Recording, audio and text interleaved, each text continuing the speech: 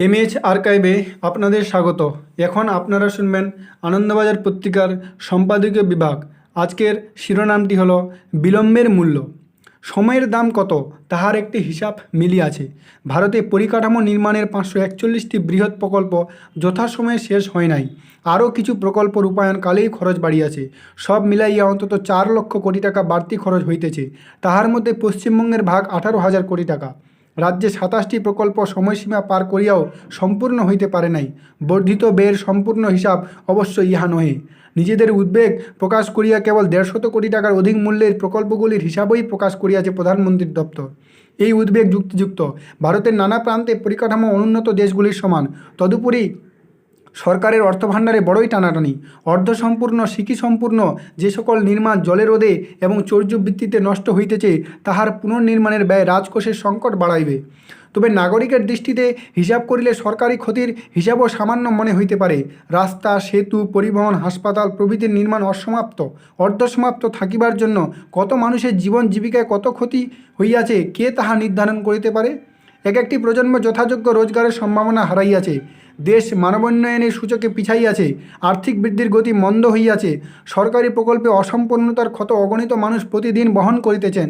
কেবল টাকা দিয়া তাহার হিসাব হয় না। তবে টাকার হিসাবের প্রয়োজনও কম নেই। যেটুকু বলিলে রাজনৈতিক অসুবিধা নাই, কেবল ততটুকু প্রকাশ করিতেছে কেন্দ্র ও রাজ্য। কিন্তু রাজকোষের অর্থব্যয়ের বিশদ হিসাব জানিবার অধিকার নাগরিকের রহিয়াছে। যেমন অনূর্ধ্ব 150 কোটি টাকার কেন্দ্রীয় প্রকল্পের সংখ্যাই অধিক, সেইগুলিতে কত বিলম্ব হইতেছে তাহার তথ্য হিসাব কোথায়? কেবল রাজ্য সরকারের অর্থে নির্মীয়মান প্রকল্পে কত বিলম্ব হইয়াছে। রাজ্যের অধিকাংশ দপ্তর বার্ষিক রিপোর্ট প্রকাশ বন্ধ করিয়াছে। রাজ্য বাজেট পূর্ববর্তী আর্থিক সমীক্ষা সারবত্তা হারিয়াছে।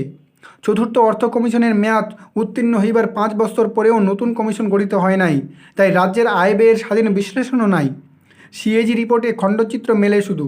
ফলে সরকারি প্রকল্পের অগ্রগতি তথা সাফল্য ব্যর্থতা সম্পর্কিত তথ্যের একমাত্র সূত্র হইয়া উঠিতেছে নির্বাচনী প্রচার। এই কারণেই রাজ্য সরকার কেন্দ্রীয় প্রকল্প প্রত্যাখ্যান করিতে উদ্যত, আর কেন্দ্র কেবল বিরোধী রাজ্যগুলির ব্যর্থতার উপর আলো ফেলিতে আগ্রহী।